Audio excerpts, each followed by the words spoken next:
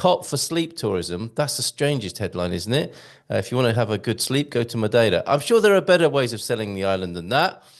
Four mistakes expats are making. Are you making those as well? Top for sleep tourism. That's the strangest headline, isn't it? Let me just mute that. That's definitely going out on YouTube, on the YouTube channel. Fantastic. And Portugal holds on to the 7th place in Global Peace Index as levels worldwide deteriorate. That's great. So Portugal, not perfectly subtle, but compared to many other countries, it is considered safe and generally peaceful.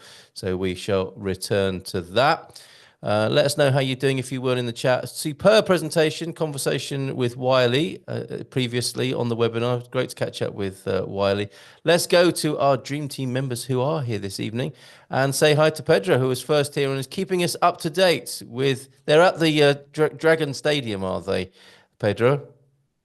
No, it's in the US. The game is in the US. Wow, so Porto are playing over there in Miami by the sound of it. It's in Atlanta. Atlanta. Wow, okay. Yeah. We'll get there in the end. Okay, it's halftime now. Halftime. Oh, but Porto are leading. Okay, that's good to know. Porto leading, but yeah, it's expected. Yeah. Yeah. Okay, yeah, a bit of Portuguese class on the American soccer pitch over there. Very good. And of course, the third big match between Sporting and Benfica to happen on the 31st of July. I think I'm right in saying that Supertaça, which will be played unusually, and Daniel might like this, it's going to be played in the Algarve and not Aveiro, as it sometimes is or has been traditionally. So that's going to be interesting to see if Sporting can do a treble this year. Pedro, let's check in with you. Thank you for being here this evening on a Portuguese holiday. A few foreigners were thrown this morning, the 19th of June, when they realized the movable feast of Corpus Christi was occurring when they went to their local shop or bank or post office. It is a public holiday today, right, Pedro? Yeah, not for me because I was working all day, but but it is a public holiday. Yeah, And it's a religious holiday. Right, okay. And it is literally a movable feast, isn't it? It takes place on a different day in June every year. It's known as Corpus Christi.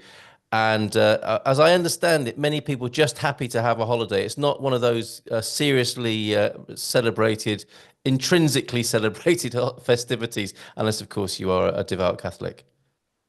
No, this is one of those holidays that people use to book their holidays for 7 days in a row because we have a lot of holidays right now. June is actually a terrible month for something to happen in Portugal because we have holidays in Lisbon, holidays in Porto, national holidays, and yeah, so it's amazing. Nothing happens, right, Danielle? That is worth knowing, isn't it? Very good. Okay, so now you know that, yeah, and did you go to your Saint João? Because that's come and gone, is it not? That's sorry, that's next Monday, Oh, Monday nights, and Tuesday is the holiday, the São João. okay. So we are going to eat some sardines here in Porto, Yes. which we love. Yeah. And yeah, and Monday night we will have like an evening launching balloons with yeah, in flames and all that stuff. And hitting each other on The the head with a hammers plastic on the hammer. heads, Yeah. yeah, and the garlic.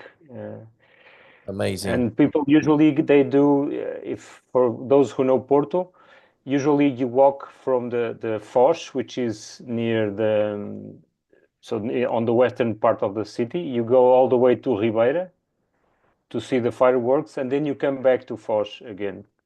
So it's quite a stretch. It's quite a long night walking and hammering each other. Yeah. Right. So the Tripeira promenade of that evening, they start off and they walk together and walk back again, launch maybe some Yeah. of those flaming balloons, hit each other on the head with a plastic hammer and eat sardines. Fantastic. And you go past a lot of local dancing clubs or so all the neighborhood, like in Lisbon, all the neighborhoods have this kind of private festivity, private in the sense that it's organized by the locals, Yeah. the parishes, and you stop. Well, you never know where you're going to end up in, so. You Beautiful. stop in each one of these, you drink some more beer or some spirits, and then you continue until the next one. you grab yourself an old lady and you dance and then you continue. I'm in. It's São João. It's yeah, it's crazy. It It's sounds nice. great. It sounds Yeah. great. Juneteenth as well, apparently in the USA, a public holiday today. So between the pair of us, not much done necessarily. Apart from Pedro hard at work today. How's it going, Pedro, with in the world of tax and finance? Well, it's going very busy right now because we are on the final stretch until June 30 to file taxes regarding the tax year 2024. So we are really, really crazy, working hard until last day.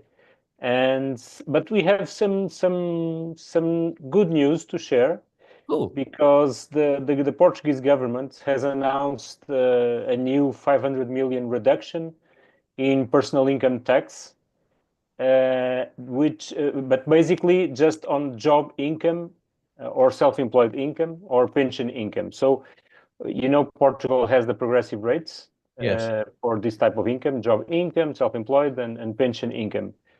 And they are about to do some cuts on taxes that amounts to 500 million euros.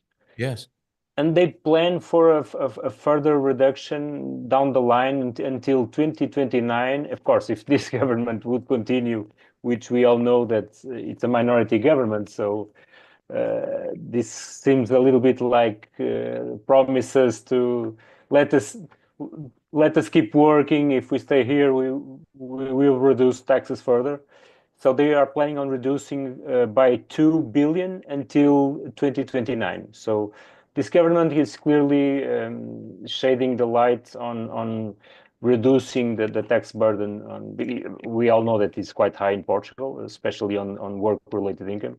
Yeah. So I think it's very good news for everybody, from left to right, from yeah. That's Uh, great to hear. Yeah, and just in case you thought that was Jerry's own personal account, 500 million. We're talking about across the board, the reduction there, right? yeah, so this the total reduction, Yes. but it goes to all income bands. So it's not Incredible. just for the people who earn less. So it will go across all income bands, all Very income good to thresholds. hear. Okay. We like a minority tax reducing government then, don't we, at the moment? Yes, we do. Okay, very good. Anything else to report from taxation and personal finance? No, this is the most important. Yeah. Well, I want to ask you about what's being described as NHR3. There are flurries and rumors and all sorts going on, rumblings. They may just be the stuff of Facebook groups, but I'll come back to you on that and questions from MI and Debbie, I think, as well. So thank you very much for your questions already for Pedro. We'll get to those after we've had a chat with Daniel and found out how the capital is. How are you, Daniel? Good evening to you. Hola, boa noite. I'm quite all right, but I'm not from the capital today. I'm from the Azorian Islands, so I'm in Terceira at the moment. Wow. So you're from capital to capital. Yes, I'm in the Azores. It's the weather here is somewhat shaky. It can be sun on 1 hour and then raining on the second hour and then sun back again. So you can have the four springtime, summer, and all of it together in just 1 or 2 hours. So it's quite interesting to be in the Azores. I do like it, but I'll be back to Lisbon on Monday. So it's not as long as I would wish. Wow. So whilst you're there, and if you can remember, I'm presumably going dark now. It has gone dark there already. Could you Yeah. paint a little bit of a pen portrait of what it's like to be in the Azores? Debbie loves it. Ooh, the Azores is so beautiful. What's it been like for you? Yes.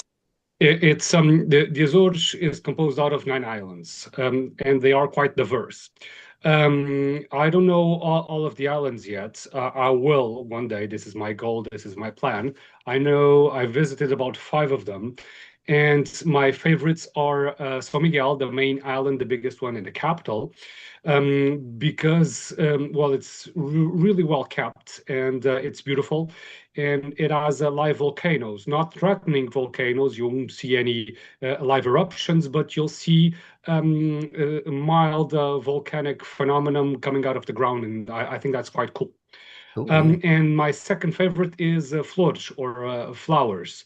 And actually, flowers and corvo, crow, they belong to the plate tectonic of the Americas and not the European plate tectonic. So actually, Portugal has presence in three plate tectonics, well, mainland Portugal and the European one, then the Azores between the European one and the American one, and then Madeira on the African plate tectonic. So it's interesting because the country is spread to three different plate tectonics, and it's a small country, as you know. In terms of the Azorian Islands, it's really lovely to visit. People they are warm and they know how to receive, and the food is beautiful. It's really lovely. And the landscape is quite varied. And if you only have time to choose between one or two islands, definitely go to the main island, São Miguel, and then consider either Pico or eventually Flores, because I think that those are the three main islands that everyone goes to in terms of visiting. And prepare yourself because you'll pack a few kilos in the visit for sure. The food is amazing. It's there's more cows in the Azores than people. So for meat eaters, this is a paradise. Incredible and wonderful Azorian dairy products as well, right? The butter Yeah, is yeah, yeah, for in sure. there as well. Wonderful. Thank you so much for that. I'm so glad I asked you. That's lovely. Yep. To Uh, hear your Carl, Azorian portrait. Go on, Pedro. Carl, in the meantime, the team Inter Miami has scored, so it's now a tie, Oh, 1-1. exciting stuff. Exciting stuff. Look away now if you don't want to hit. Well, we've spoilt it already for you. You might we'll announce beforehand any further results for any serious football fans here who might be watching One, it later. But that's great. One one all. thing, Exciting. to add to Daniel's description about Azores is that, for example, in the island Graciosa, Yes. there are 3,000 people and 8,000 cows, for example. So Yeah. the veterinary is the most important guy on the islands. Yes, absolutely. So Yeah. people who need a prescription, they always go to the veterinary because there are more veterinaries than doctors. So this is true. This is completely true. And they're not worried about AI. They're worried about the cows taking over, aren't they? Over there, I would have thought. The mad cows. One of the last times that I was here, I've seen a calf that was just born. It was just in the field. The calf was just born, still with the placenta on, moving for the mother. So it's that kind of contact with nature that you get in the Azores and with cows. So it's cool. Indeed, it's That cool. sounds I amazing. Journey time anyone, from the everyone mainland. to come to the Azores. I'm sorry. Thank you for that, Daniel. Journey time from the mainland. Around 2 hours, give or take. So it's the same time, the same flight time as Lisbon, London. So it's a short haul. Okay, great. All right. So Yep. let's, hey, why don't you vote for that as one of the trips for next year or the year after for the Expats Portugal gang? Right. We will have a Tavira update report as well, because I'm sure lots of you had a fabulous time. Some people are still drinking, aren't they, Jerry? From they've just carried on this week, partying, having started in the Algarve this weekend. Anything from the world of law, Daniel? What's going on with the new government, the constitution, and as we heat up for a presidential battle? Well, it seems that they want to change the nationality law. Ugh. There's still going to be some debate on this one, but what is being put forward is that they want to increase the time that that you need to wait and have the residency permit to obtain a Portuguese nationality. So for anyone and everyone that is already with the 5 years and that has already passed the language exam, please submit your nationality requests. If you need any assistance, do let us know, because it seems that the law will change. It's difficult to foresee when will it happen, but it may become a reality. And there's another thing that they want to change in the Portuguese nationality, and I don't know how will they be able to do this with the Portuguese constitution, but they want to penalize people that if they do commit any serious crimes, you can lose your Portuguese nationality if it was from a naturalization. So for people that have requested the nationality connected with the residency time. If you commit any serious offenses, one of the penalties can be losing the nationality. This seems to be difficult to pass in terms of the Portuguese constitution, but yeah, this is what's been discussed. We are about to enter recess in a few weeks in terms of the parliament, so it's not something that will occur quickly. Probably around October, September, the discussion will start, and then they'll vote the law. But this will cause some backlash in the parliament. So let's see what's the direction. But this is the political talk that we're seeing and what is being publicized in the newspapers. Wanted to definitely talk to you about that tonight. That's very interesting. So it's quality and quantity that's being talked about, isn't it? So the length of time and some sort of making it a little bit more difficult and raising the bar, I suppose, on who is wanted in the country. But that's a tricky one, isn't it? I mean, what happens? Is that a deportation if somebody breaks the law, and to where? Well, it's interesting because if someone commits a crime, or this is what's already in the Portuguese law, if someone commits a crime that is a serious offense, at the end of their time here in Portugal, they should have AIMA at the door of the prison, and then they should be deported. This is basically what's inserted in the Portuguese law, but this has not been the reality because of, well, lack of manpower.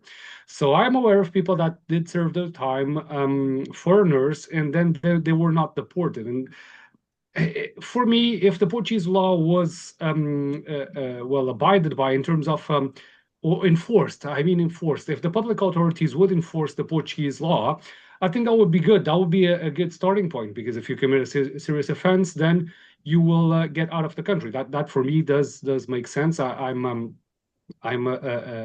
someone that I consider myself a humanist. I don't like severe penalties and whatnot. But if people don't know how to behave in a country that is not theirs, well, and they commit serious offenses, they should go back to their country of passport. But what is eventually being discussed is something different. Is that you serve your time, you get deported, and you lose your Portuguese nationality. So it's a bingo, it's a triple. And the losing of the nationality, I do have some. I have some serious doubts that that will be constitutional. But this is what's being discussed. Even if that passes, I think that it will fall in the Portuguese Constitutional Court. What I'm a bit more concerned is really raising the time that it takes to obtain the Portuguese nationality in terms of the permanence time here in Portugal. And eventually other criteria that they may insert in the Portuguese law. But this is, for the time being, there's no actual proposals submitted in the parliament yet. It's just what is being reported in the news. So let's wait and see any further developments. But at least this is what's being publicized in the newspapers. Thank you for making that clear, because that is a concern for people in our community and others, of course, thinking about citizenship. But your suggestion is to act quickly ahead of any changes to the law. Correct. If you've already met the criteria of the 5 years, and let's say for Brazilians, for instance, that they don't need to pass the Portuguese language test because, well, they speak Portuguese, or if you already passed the A2 language test, my advice is to submit the nationality request as soon as possible, because it's something that will be useful. Very good. Okay, thank you for that. Now, and as you'll have heard, if just tonight and other times when we've talked to Daniel about the law, there seems to be kind of 4 areas where we think about Portuguese law. One of them is in the political arena, where things are discussed in the corridors of power in terms of being released to the media to see what happens and how there's a sort of political posturing. There's the formulation that is put forward as a proposal formally, and then there is the voting for that to put it into the law. The 4th area I will refer to as Facebook. And it's from there, Pedro, that tonight someone was asking me earlier this today, NHR3. There's talk of a third, not the special exemptions for people who of particular professions, but a return of some sort of NHR scheme. Where is that in those four areas? Does it belong firmly in the chatter of Facebook and nowhere else? Yeah, I've just heard about. So it's not nothing. Not, I think it must be on the corridors of Oh, okay. members of government or someone close to the finance minister. Okay. But I know that the government wants to bring the NHR again to golden visa investments associated with golden visa investments. So Right. I Okay. think probably it has to do with that. Okay. So Thank you because for that. we have the NHR2 that is it's completely it is working. Of course, it's very targeted and it's a much narrower door than before because, for example, it's not applicable to pensionists. But we have this NHR2 for actively working people. And I guess that the third version is related to investments, to visa by investments. So Okay, interesting I stuff. don't, and we don't know yet any kind of details if it will have any benefit in pensions or not, because pensions have always been a dramatic issue, a controversial issue Yes. amongst other European countries. For example, our NHR, the first one, and the first version where pensions were completely exempt in Portugal.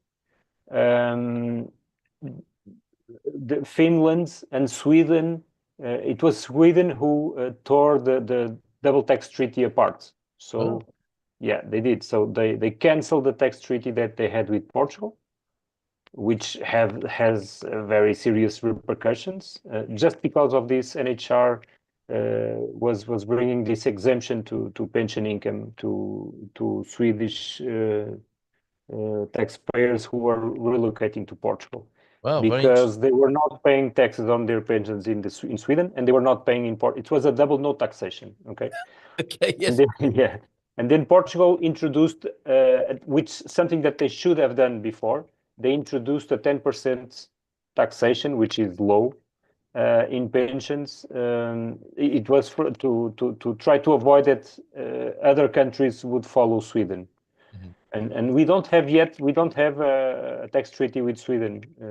We are still Still. waiting to be, yeah. So Very interesting. Okay, so it's a touchy area when it comes to the pensions. We'll see how that pans out. Thank you for that. So that's where we are for anybody who wanted to or had heard rumors about an NHR 3.0. Thank you very much, Pedro, on that. Let's stay with you. Debbie, how long after you file? Don't forget, yeah, this is all about questions, everybody, to the professionals that we have with us tonight. Pedro Franco from EI, who deals with personal finance taxation, and Daniel Reis of Reis and Pelicano here with us this evening. So, Pedro, how long after you file Portuguese IRS do you hear back about what you owe? One of the most efficient departments in all of Portuguese bureaucracy. yeah. Okay, so there are two types of tax returns. There are tax returns that do not have any income from abroad, so what we call foreign sourced income outside of Portugal, and those are quite quick to validate and to become processed by the tax authorities. Because consider especially for example, the Portuguese typical worker person that has his wages and has been paying taxes along the year is going to file his taxes now, and he wants to receive his refund as soon as possible. So that's the priority to the tax authorities. They will validate those immediately. The second group is the people who have income from outside of Portugal. And in these, we include expats with NHR or even local people that have income from abroad. This takes much more time, so they leave this to the ends of the line. Okay, so and I've filed many tax returns back in May and even in April, and they have not yet validated.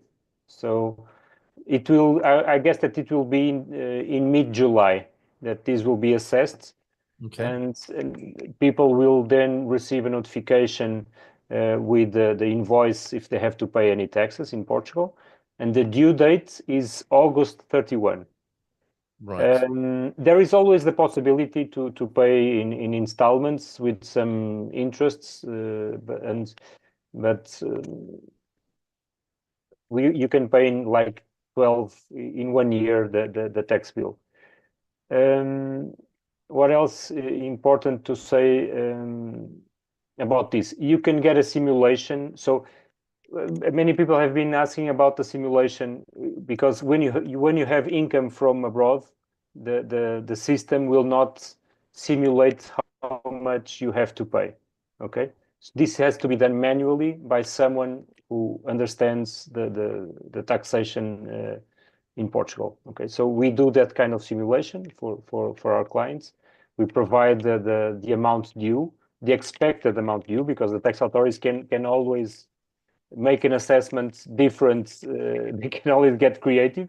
Yes. And they can challenge us, and then we have to challenge them.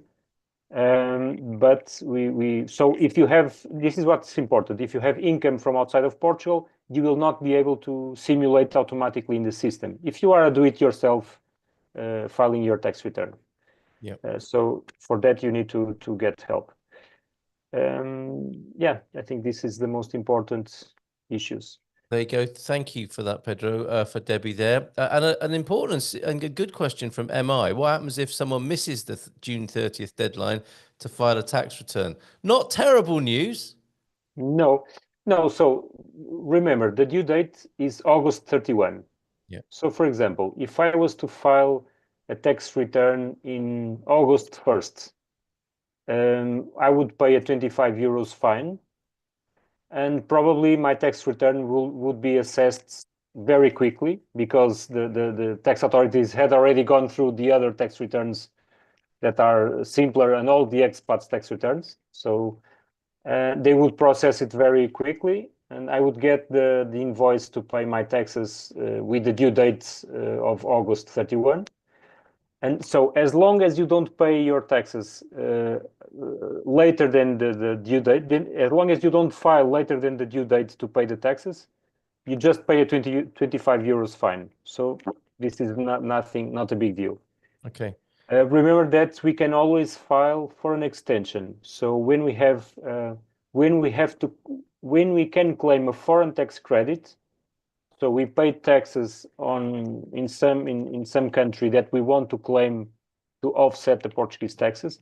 We have the right, and if that assessment is not yet ready for us, whether it is in the US or in the UK or whatever, we can file for an extension, and the due date then is December 31.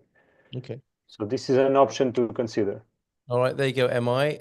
That's your question answered there. Don't forget to get questions into the chat. We have Pedro and Daniel with us this evening.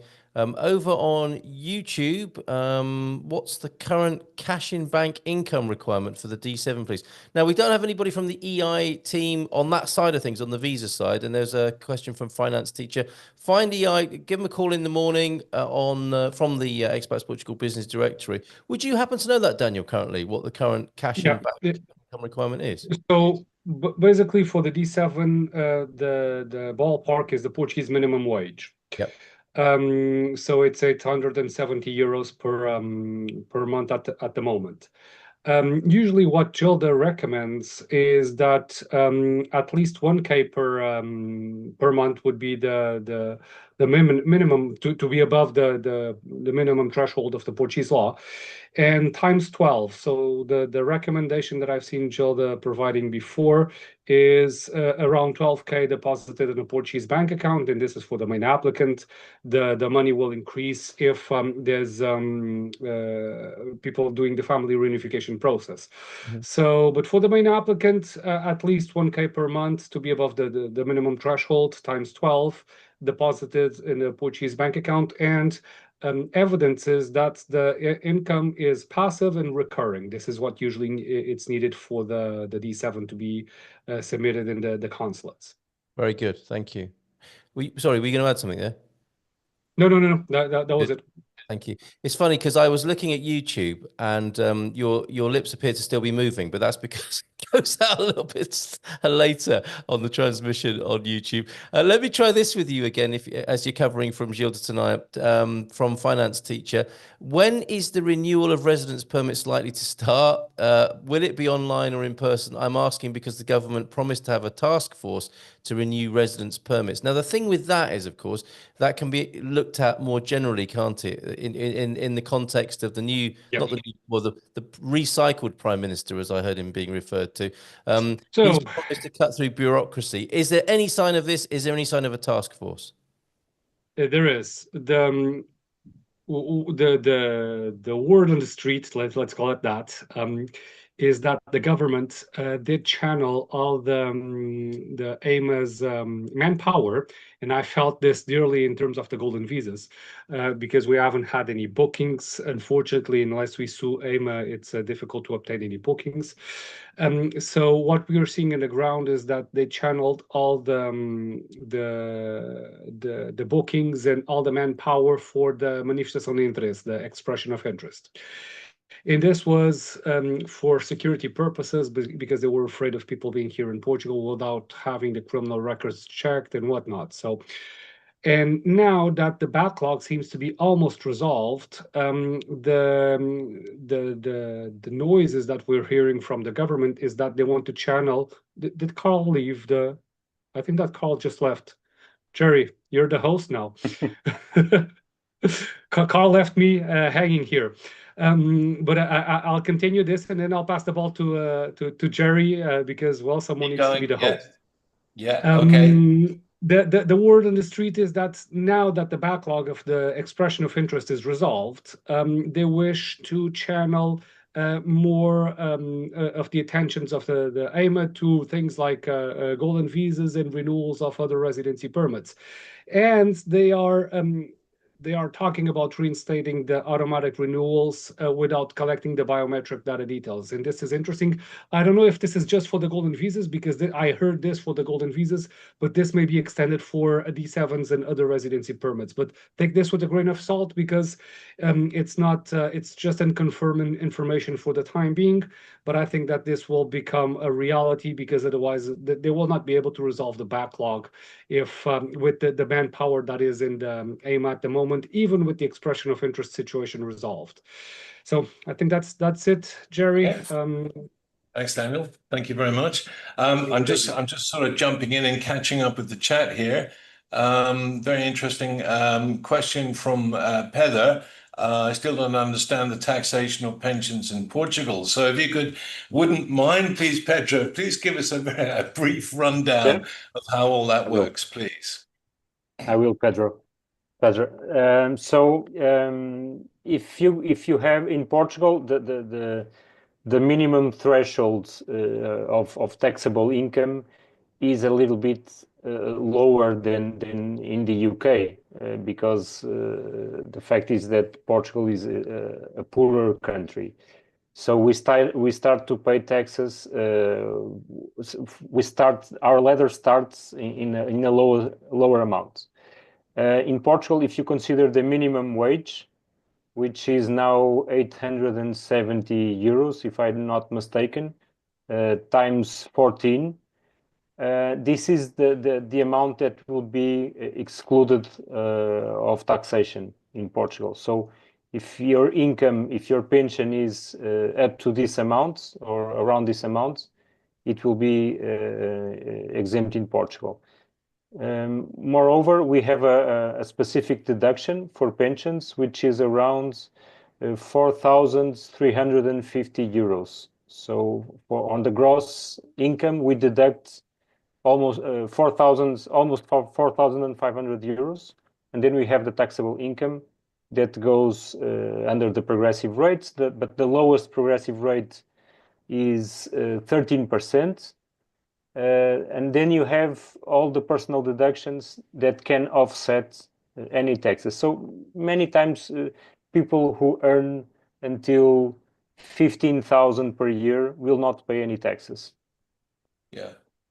Yeah. Very good. Thank you. I think you all covered for me there. We had Daniel covering for Gilda and covering for me. I thought a cow had trodden on the cable in the Azores when you were talking, but it was my bad, my end. So apologies for that, everybody. But I think all questions have been answered in that regard there, right, Jerry? Well, I actually would like to come back to Pedro, if I may, please. And can you just tell us, give us your view on these tax allowances that we can claim when we give our NIF number for at the grocery store, for example? Is this worth doing? Can you give us a sort of a round figure of what we might be saving here? Yes. So very good. And it's a very pertinent question especially when you are NHR and if you are not NHR. So in both cases, this is important. So we have one thing to remember is if your income is going to be subject to progressive rates or not, okay? Because if the answer is my income is not going to be subject to progressive rates in Portugal, then it's not worth giving my NIF everywhere and going through all this work, okay? So if I have investment income or rental income or NHR, so income from pensions that is assessed at a 10% rate because I'm NHR, this is already a special deal. So we are not going to get personal deductions. So don't bother going all the way, giving your NIF every time, okay? But if you have income that is subject to progressive rates, so meaning that not NHR and not investment income, not rental income. So as an example, job-related income that is not exempt under the NHR, self-employment income, and pension income if you don't have the NHR, okay? So this income will go under the progressive rates. And that if you have those three categories, one of those three categories, then you should give your NIF for expenses, okay? Many of these process of giving the NIF for expenses is completely automatic. So for example, if you go to a hospital, the same hospital every time, well, they already have your NIF and they will record your expenses, and this will pop up automatically as a deduction in your personal income tax filing, okay? The same will happen with rent income. So just for you to have an idea, we can deduct 600 euros of rental expenses. It's a ridiculous deduction because many people pay 1,000 or 1,500 euros per month or 2,000 euros per month of rent. And then in the end, you can only deduct 600 euros for the total family, which is ridiculous, okay? But it's better something than nothing. So this is also automatic because your contract is registered with Finanças. So the landlord is issuing the recibos, and it goes straight into your tax return. So what do you have? When do you have to give your NIF? For shopping, in restaurants, always, because you accumulate some money on this bucket.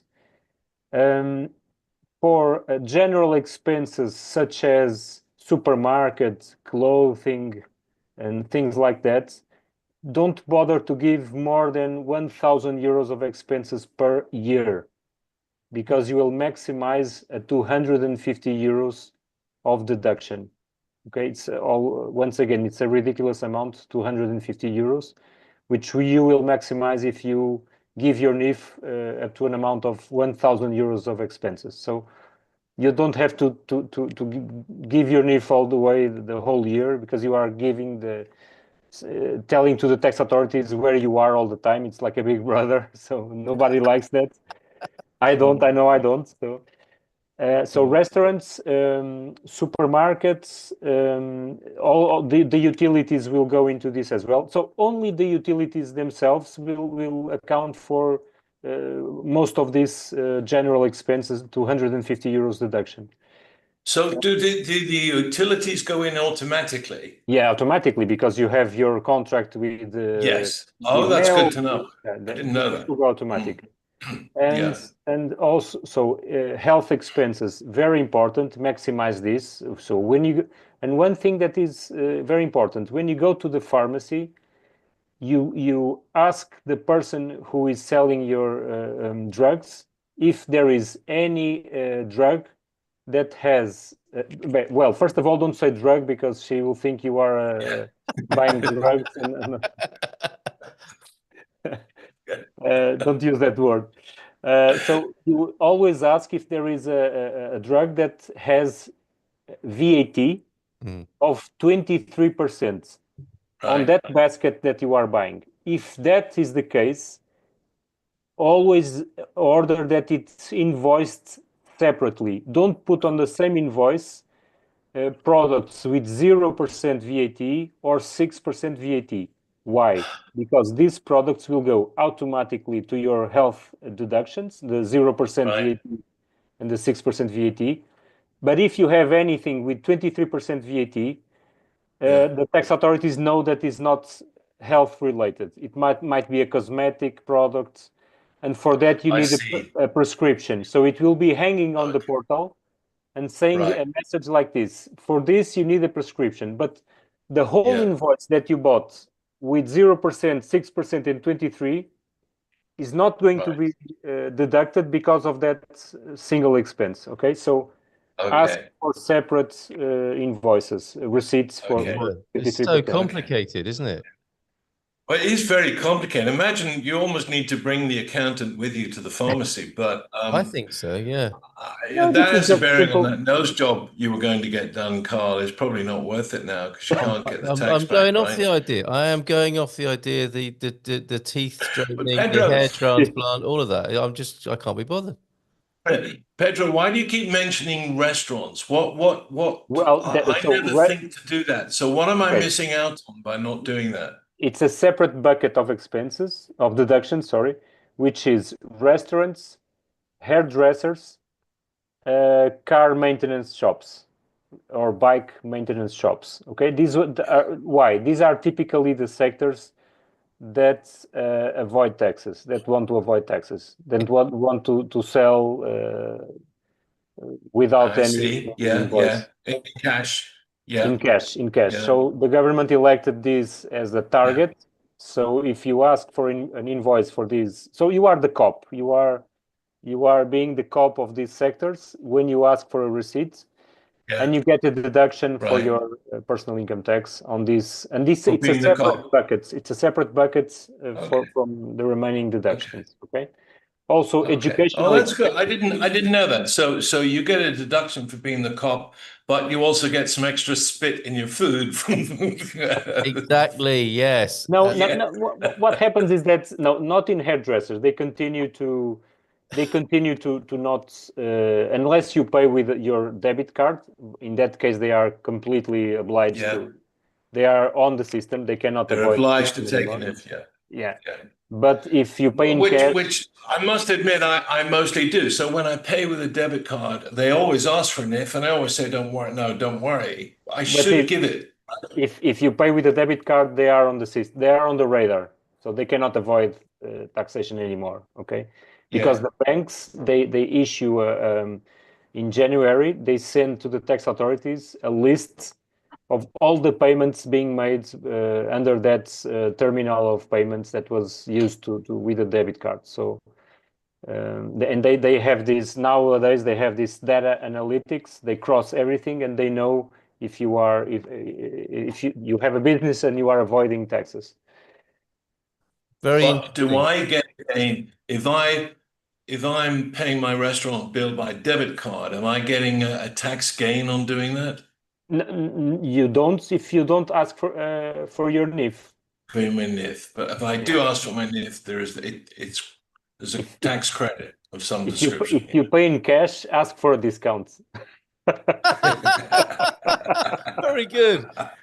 And Pedro, you mentioned, thanks, Jerry, for bringing that up because it's always good to go into validation of these on the portal. Okay. Which ones do you have to validate? Okay, very important. If you have a self-employment activity, if you have what we call the recibos verdes, okay, Yes. you must go to the portal and to categorize your expenses if they are business related or not business related. Because if they are business related, you will not get any deduction. And if you don't do anything, you will not get any deduction. So at least you must go there and say, no, it's everything is not business related. At least you must do that. Okay. Wow. Okay. But I mean, that's costly if you don't do that, isn't it? if it's costly, yeah, it will cost you around 2,000 euros of deductions probably. Yeah, yeah, yeah. Okay. All right. So So, that's good to know.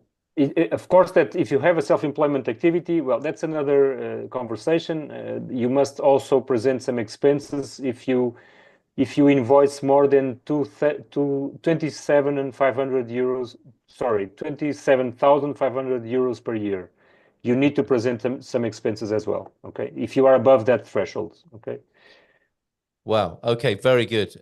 Thank you for all of that tonight. We've had a kind of tax finance special this evening, and we didn't know we were going to do that, but it's been really helpful, Pedro. You've been under the spotlight But tonight, so drop thank you for drop any that. more questions if you have any Oh yeah, about this. and keeping an eye on the football for us as well, which is very helpful too. So okay, Pedro is available through EI in the business directory to because there was a lot of information there. If you want to connect and have any of that reiterated or explained, you can find Pedro as part of the EI team in the Expats Portugal business directory. Very good and very interesting. And that the guy who I think restructured, reorganized, and turbocharged Finances was a very good private sector hire, was he not? Probably, yeah. Turns So out they did a good work. Yeah, they did.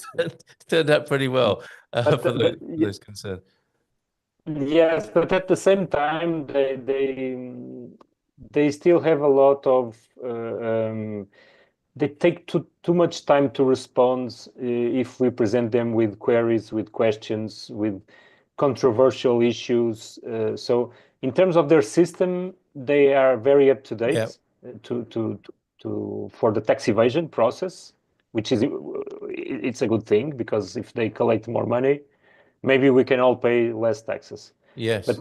at the same time, they create, for example, when they create new, for example, they launched this new NHR2, but there are still many questions to be answered, and no one can answer those questions. So at the same time, the people are not prepared, are not ready to respond to the big demand that is right now for finances, for information, and for we have more people living in Portugal, and we need more staff to respond to our queries. So. Well, yes, and that leads on to the bigger question that both of you, Pedro and Daniel, might like to address. This is what I was trying to put across, I think, before I was cut off. The recycled PM is promising to cut bureaucracy. Now you always hear that, but there is a sense, and some people are believing more that something will be done about this. And this, of course, comes into under what you were saying, Pedro. Do you get the sense that bureaucracy will be slashed in some sense, and more person power will be brought to the job in the way that you're asking? Well, I hope so, because the number of hours of compliance that, especially companies. So if you want to attract companies to invest in Portugal, but you spend like 700 hours per year of compliance, so responding to questionnaires that all public organisms they do to you. So sometimes you have to give the same answers to different public entities, which is ridiculous. They don't concentrate everything on just one questionnaire, for example, and you have to fill in several questions. So you spend like 1/10 of hours, and usually it's the CPAs who do this, Yes. just with compliance and more compliance and more compliance. So it's very bureaucratic to do something. So to open a cafe or to open a shop, you need a lot of permits, a lot of, and Daniel must know what I'm talking about. Well, let's Because check with Daniel. Thank you for that, Pedro, for teeing that up for Daniel. Because, yes, on the one hand, Daniel, Portugal says you can open a business in 24 hours, not telling you about the 700 hours of compliance that follows soon after. What's your view on this, Daniel? What are you hoping for? It's really needed to have debureaucratization of the country, and that the computer systems that are developed by the government work. Yeah. Those are the two key points, because the last time that a main program was done to have the lives of Portuguese people facilitated was at the time of Socrates, the prime minister that had the corruption scandal and whatnot. But he actually did two things that were interesting. He created the Loja do Cidadão, and that allowed a lot of stuff to be concentrated in the same place. Yeah. And they were fast at the time. They were high tech at the time that they were created. And it was a big difference once they were created. And the other one was Empresa na Hora, or a company in 1 hour. And it took some of the permits necessary to establish businesses out of the equation. But that was the last time, and this was what, 15 years ago, so, or probably more than that.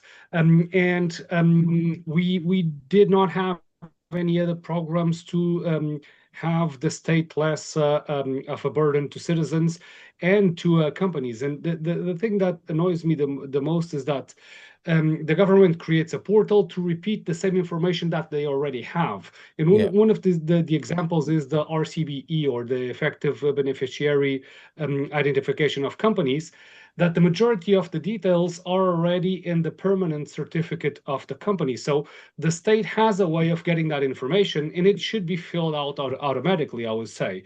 And then the rest of the information should be filled by the company manager or by the lawyer, or as ourselves. But it's just a burden to be filling in the same forms and the same information without any need for it, because, well, if the state has that information, it shouldn't be requesting it from the citizens. And this goes for permanent certificates of companies, for birth certificates of private individuals, and so on. What is the reason why the Portuguese state is asking for a birth certificate if they have this in the database? Well, they should be able to get that information from the database because it's public information. Well, one other thing is the criminal records. That should be the person requesting it, or eventually someone with a POA. But at the end of the day, if the state already has that information, what is the reason why you need to just pay for a birth certificate and then deliver the birth certificate on the counter next door?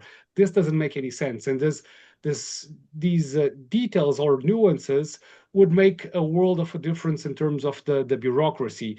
And this goes for the foreigners as well. I think that the majority of the bureaucracy connected with residency permits should be streamlined and simplified, and especially, for instance, the renewals.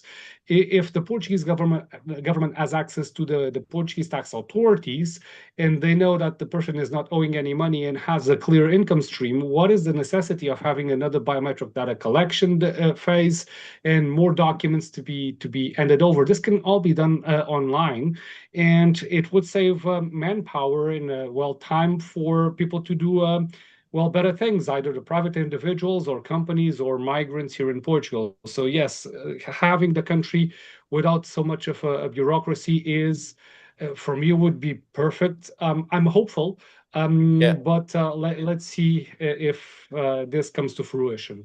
I do get a sense. I hear your frustration, and I do sense that there is some hope now rather than just total sort of resentment and frustration around this matter. So let's keep our fingers crossed on that. And there was a question that I missed that you might be able to address here, Daniel, from Michael. Thank you, Michael. Now that the visa extension backlog has been eased, will this have a positive effect on those waiting for visa approval here in the US?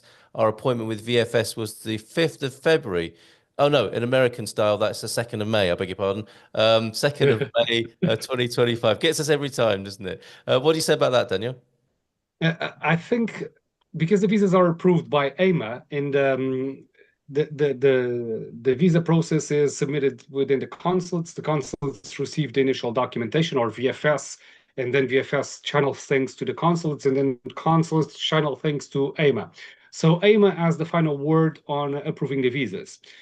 I would say that on one hand, the backlog being resolved is a good one, but on the other hand, people that wish to come to Portugal and have the expression of interest route, they would avoid requesting a visa within the consulates. So probably we are seeing, I don't know about the metrics and the numbers, but we will see an increase in the requests of visas because of the lack of the expression of interest. I think this is a good thing because the visa process is better than the expression of interest, but it's with one hand, they are resolving the backlog of the people already in Portugal. On the other hand, I don't know if they will be able to resolve the visa backlog without hiring more people to be in the consulates. Yeah. And the main problem that I see with this is that the salaries that are being paid are not connected with the economy of the country where the consulates are. And if they are connected with the Portuguese economy,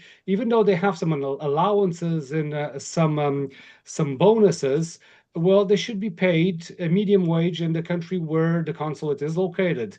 This is, for instance, the US. This should be the US minimum, at least medium wage. Local and wages, the same yeah. goes for UAE and whatnot. So at the end of the day,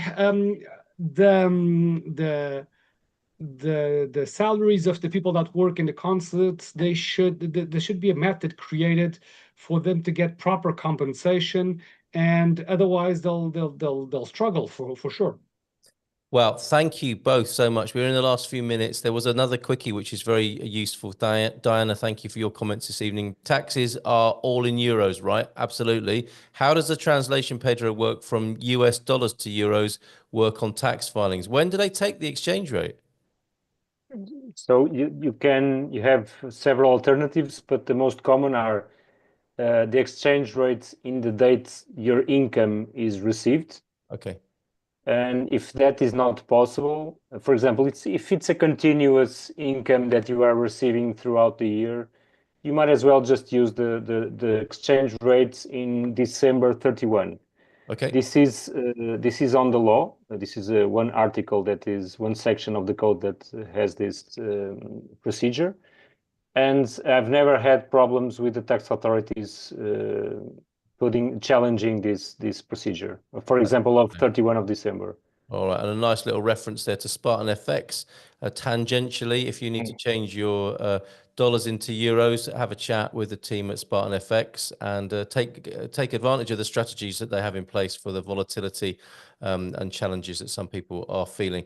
We've got a minute to go, Jerry. I'm not going to be able to do my news stories. How was Tavira?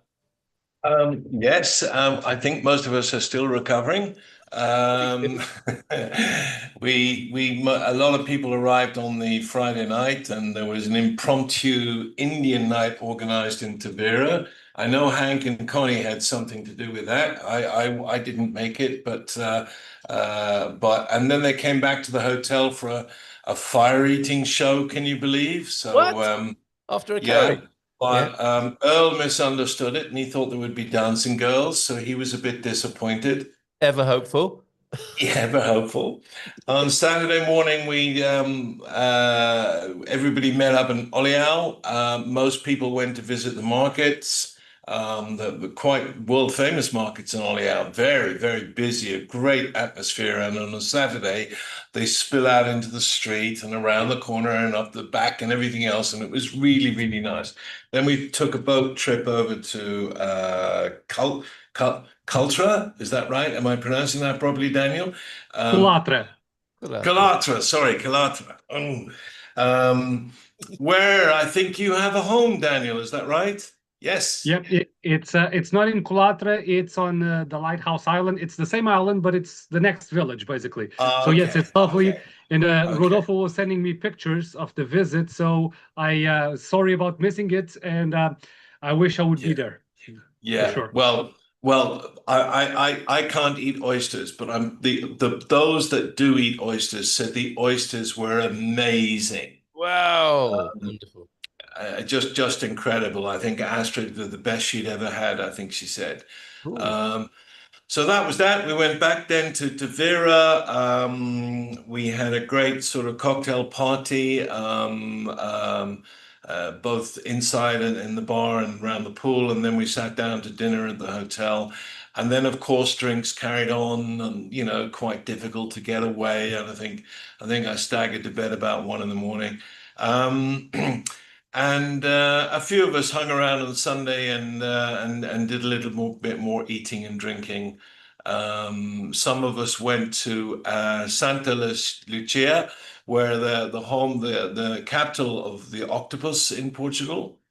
And Thea and Therese, Andrew and Rehan, Sarah, Astrid, and myself, I think, were there. And we had the most incredible lunch and just amazing fresh fish. Unbelievable. Which you So, love, Jerry, yes. I know, right? That's getting to the coast, having the fresh fish must have been a joy for you. Oh, absolutely. Absolutely. And beautiful weather. So, yes, a great time was had by all. Next stop, Braga. Very good. Very good. And keep an eye on the website, and I'll just tell you what's happening next week. Thank you for your forbearance. We're a couple of minutes over. We will have moving your things to Portugal, rules, timelines, and traps to avoid. That's next Thursday, 26th, with a premium members lounge after. And just popping into July, top 5 places. Philomena's here. This is going to be great. Top 5 places to visit in Portugal this summer. Language and culture tips with Philomena's monthly special. Thank you, everybody, especially Daniel and Pedro. Great job tonight. Yes. Jerry, for that. Thank you. Thank you, everybody, for being here. We'll